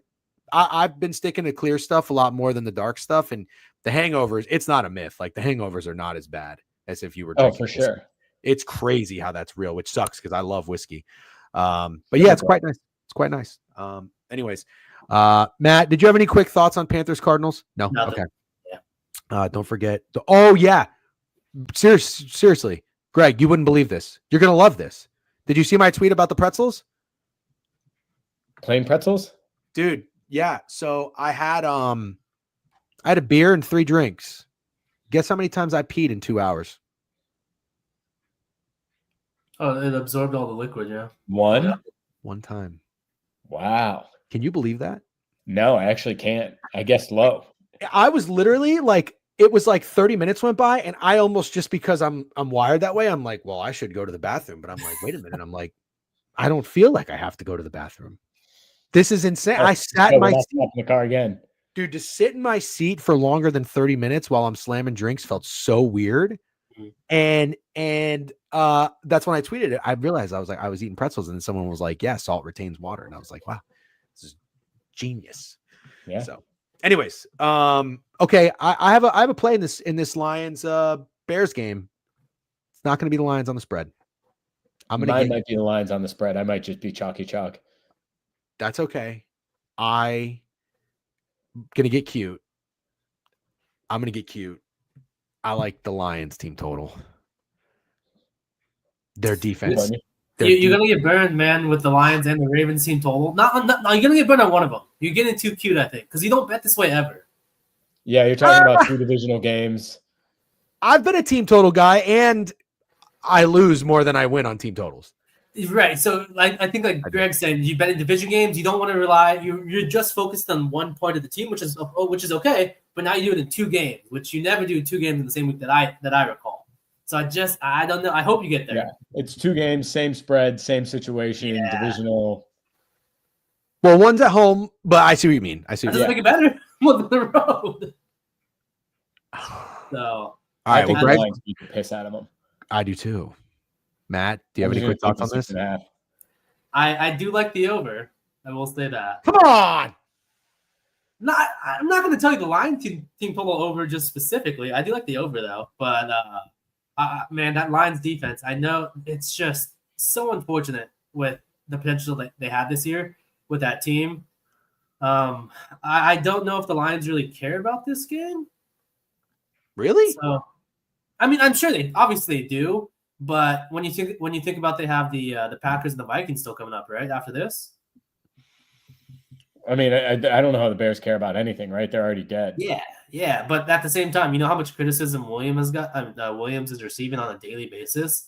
Yeah. When you go from, I mean, not to disrespect the Lions defense because it was good at some point in the season, but you go from one of the best defenses in the league that's undervalued, DGen, in the Vikings defense and disrespected, to go from the opposite side of the spectrum to the Lions defense that just allowed 45. Greg, is it not common knowledge that Brian Flores in the Vikings defense is a good defense? Who's saying it isn't? Matt is acting like the world discovered the Vikings defense was good on the national stage last week against the Bears. Never did I say that. I said don't call it a bad game because the Vikings defense is doing their job. Oh, the Niners defense did their job against the Bears the week before. Yeah, and it got you goddamn over though, didn't it? all I'm saying is that it wasn't a good game, but it was nowhere. It was 10 times better than the fucking Falcons Raiders. I really wasn't criticizing that as much. Oh, I see. Okay. Watching the Bears is putrid, and they've been shut out 5 times in the first half on this season. It's not like the Vikings are the only ones that can do this. But anyways, we're not going to waste time on this. Matt likes the over. Greg, my only concern about the Lions is this defense kind of gives me the vibes of the Steelers. They're declining. The injuries are catching up. But I like Jared Goff. So we'll see. Matt, your Vikings on the road against the Seahawks. Before we go to you, Greg, do you have anything in this game? Total 42.5. I don't. I don't want to fade the Vikings. I respect But the shit out of that. It feels like this is a Seahawks spot to cover, not necessarily to win, to cover. Because DJ, what I tell you earlier this week, you look at the Vikings' next 2 games, it's in Green Bay and then home again. No, at Green Bay at the Lions. Is that right? I'll I think we have one more home game. Yeah. Versus Green Bay and then at Detroit. Yep. Okay, but regardless, 2 massive games. Mhm. They're still right in the thick of it. I mean, they have the same record as the Lions, so it could come down to that last week. It could come down to if they lose to the Packers, but this just feels like a weird matchup that gets a little bit overlooked with the gauntlet, or I shouldn't say the gauntlet, but just 2 massive games after this. Yeah, no, that's a good point. Somebody asked if Gino's okay. I don't know. I do not know. Matt, you kind of nodded your head. You agree with Greg here. It's a time to fade the Vikings. Scheduled loss for the Vikings, unfortunately. Oh, this is what you were alluding to. So you think about the home dogs this week that I think are getting money or attention. Commanders, Jets, Seahawks, and the Seahawks are the least talked about by far, in my opinion, with the Geno uncertainty, just with how they've kind of free fallen the last 2 games, or how bad they looked last game. I don't think anybody wants to bet on the Seahawks now. But look at the Vikings' recent schedule. They played 3 straight road games, then 3 straight home games. Now a fucking random across the country trip to Seattle. Then you come back home for Green Bay and you go on the road to Detroit. I don't know how to get up for this game. This is gonna be really tough for them. Schedule loss, and this is the Seahawks season. They can't afford to lose this game to get to still hope to get in the playoffs. Damn. And I think what would catch your attention, DJ, was when I said the 3 teams, the 3 home dogs that people don't want to bet on or that are here this week: Commanders, Jets, and Seahawks. I think you would agree that the Seahawks are the least talked about or the least that you've heard. Fuck. Yeah. All right. It's a terrible spot for the Vikings. Yeah. Fuck. It just feels like a game for Darnold going into, what is it, Lumen? Yeah. Is Sam Howell playing? Do we know? I thought he It would, sounds but like I it's guess gonna be Geno. Geno's been ruled in. Okay. I think. Okay. I do think this was 4.5 earlier in this week when there was a little more indecision of who was playing, and it's come down, but I view that come down as Geno's looking better and better. I'm pretty sure it opened like 1.5 and it got bought up to 3 for the Vikings. I don't think it opened at 4.5. I can probably tell you right now. Hold on one second. Minnesota open 1.5. It's up to 3.5. Yep. I don't know what the fuck I'm talking about. That's all right. The Eagles. There's weird information all over the place. Yeah. I'm going off Wager Talk. I feel like it's been pretty accurate for the most part. By the way, real quick, just to not to get too sidetracked, but Chewy said he hates grapefruit. I hate grapefruit too. I just wanted to say that. I'm not a picky eater. I eat a lot of stuff. I don't like grapefruit. Okay, so I'm with you, Chew. Collab on fuck grapefruit. Jags and Raiders. We're not. Thoughts on this game in 20 seconds or less? Pass. Brian Thomas Jr., Brock Bowers, Ladd McConkey's in the mix now, leading wide receiver. I actually care a lot about this game because I have a Brian Thomas Jr. ticket. So that's all I care about him. That's more than enough to care about. I hope Thomas gets minorly injured for the rest of the year because I have Bowers. I think. Yeah. What was his number? I bought him mid-season. I don't remember. But Raiders don't give a fuck. I think they're throwing the games. As they should. As they should. Is Ritter still starting a quarterback? Ritter, I believe so, because everyone else is injured still. But I also have Raiders. You talked about the DJ, and you're gonna kick yourself in the nuts for it. I did buy in Raiders least win teams this season live, and I think it's like 10-1 or some shit. So I'm hoping that comes through. But they're throwing games. I was staring the live win total in the face on DraftKings under 5.5 or 6.5, like -120. Or no, the over was juiced, and I just all Steak's fucking voice was in my head, like they're too dumb to tank. They're too dumb to tank, and I was like, fuck. Wrong read on the fucking team. Antonio Pierce is a fucking idiot, man. He sucks. So he sucks. Antonio Pierce sucks. Yeah. Cool linebacker. All right, guys, real quick. I love the Niners. I got a feeling a lot of people like the Niners. I got a feeling nobody is going to be on the Dolphins. That is my call here. I love the Niners. I for a second I thought about Niners best bet, and I didn't even go out there and look really. I've heard a little Niners talk. I just have a feeling this is going to be the game. There's always that game where you open your Action Network on Sunday morning and it's fucking 27 people on the Niners and 3 on the Dolphins. I truly do, man. And I would call the Niners my fake sharp spot of the week. That does not mean I'm taking the Dolphins. If you're taking the Niners, I hope you win. Fuck Mike McDaniel. God damn, dude. I think it's the Niners every which way. But also at the same time, after that performance from Tua, I can't fade. I can't fade that. I can't fade that. I have to remember what I told myself. The Niners defense is Swiss cheese. It's garbage. And I know they're still maybe playing for something, but I think I'm out on this game. Really not. They're not. Greg, you probably know the situation more than I do. I think they have a 1% chance of making the playoffs. So not only do they need to win out, but they need a ton of weird, wonky stuff to come in too. It's not going to happen. The last time the Niners were bad, they went real bad to get a good draft pick, and I think they might be throwing games or benching guys to keep them healthy for next year. So I think at this point the Niners are mailing it in. So if I get to make a bet on this game, it's the Dolphins because they, both teams are more or less eliminated, but I think the Dolphins are dumb enough to keep playing. Whereas the Niners are like, we're not winning the Super Bowl. We're not going to the playoffs. I'm done. Who was the fucking linebacker that quit last week? Somebody quit mid-game? Campbell? Yeah. Matt, are you playing this game? It's also Dolphins dog the favorite. Dog the fave? I don't think so. Dolphins open 2, and San Francisco get to pick them now. Almost, I'm so wrong. If you're looking at Action Network, they've been off lately. They're wildly. Yeah, that's exactly what I was looking at. Yeah. Don't do it anymore. I should have told you guys, by the way, that's my fault. I didn't tell you were staked to not use Action. I told you actually to stop using covers and use Action, and now Action sucks. Yeah, it's tough. Matt, San Francisco native, you're actually under a tornado warning. You're in your bathroom right now. You have your mattress up against the window. What do you like in this game? I don't like much because I think Tua he can throw the ball. So this is what Tua does. He throws the ball to the spot, regardless if his receiver's there or not, regardless if a secondary player there is not there or not, right? He plays in a system. He plays in his own little world, regardless of what he sees. I think this guy is stupid. He could throw a ball in a system. Sure, McDaniel's made a great system for just Tua. This guy is stupid. It's pretty. I would agree with that, dude. But the Niners' injuries.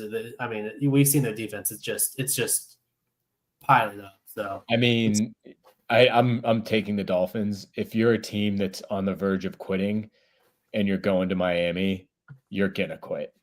You're going to 11. That's fair. You're absolutely going to 11. I agree. Your Super Bowl. 11 is your Super Bowl. So let me ask you this then: is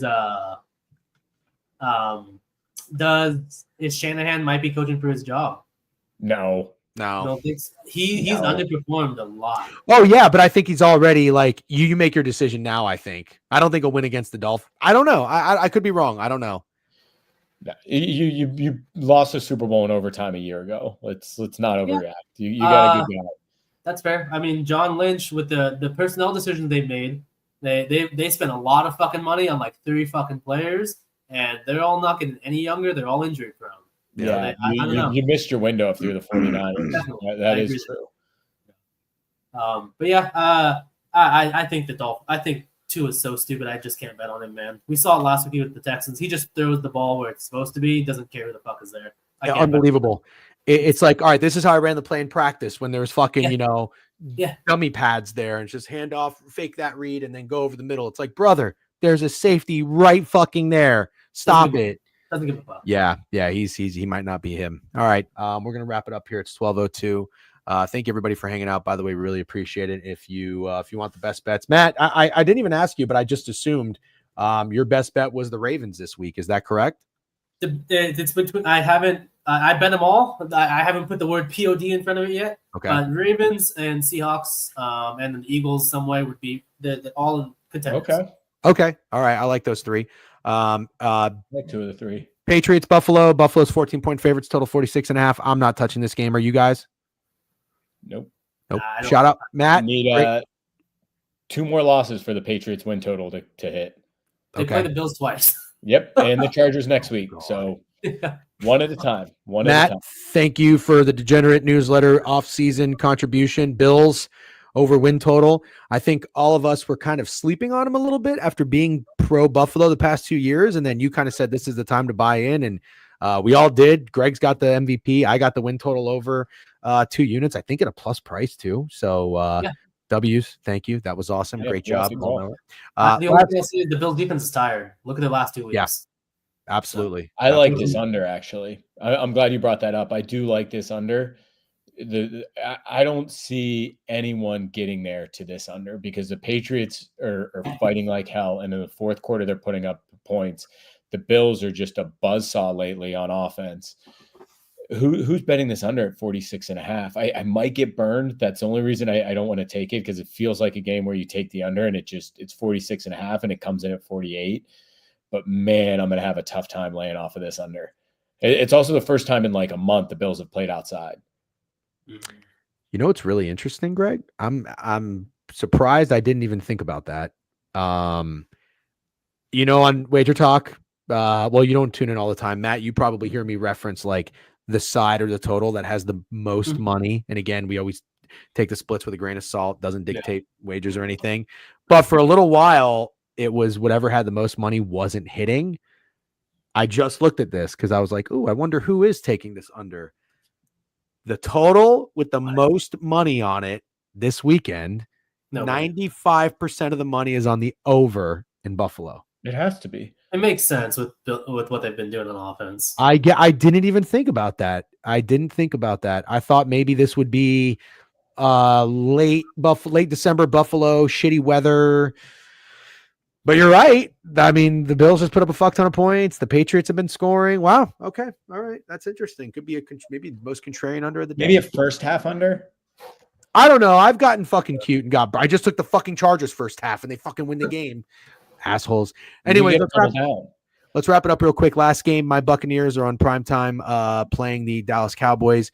This is the final game of a really brutal 5-week stretch for the Bucs. I'm not saying it necessarily the quality of opponents, but they had 5 weeks where they went at New York, at Carolina, home for the Raiders, at LA, at Dallas. 4 road games in 5 weeks. I don't care who you're playing. It's still not the easiest stretch, but they've taken care of business. They've won 4 straight. They've won 4 straight. They've covered in 3 of those 4. They almost lost to Carolina, but the other 3 they won pretty convincingly. This one scares me a little bit. I just feel like the Bucs are kind of due for a little bit of a letdown spot, since it really didn't happen against the Raiders. And that's kind of where I thought it would be.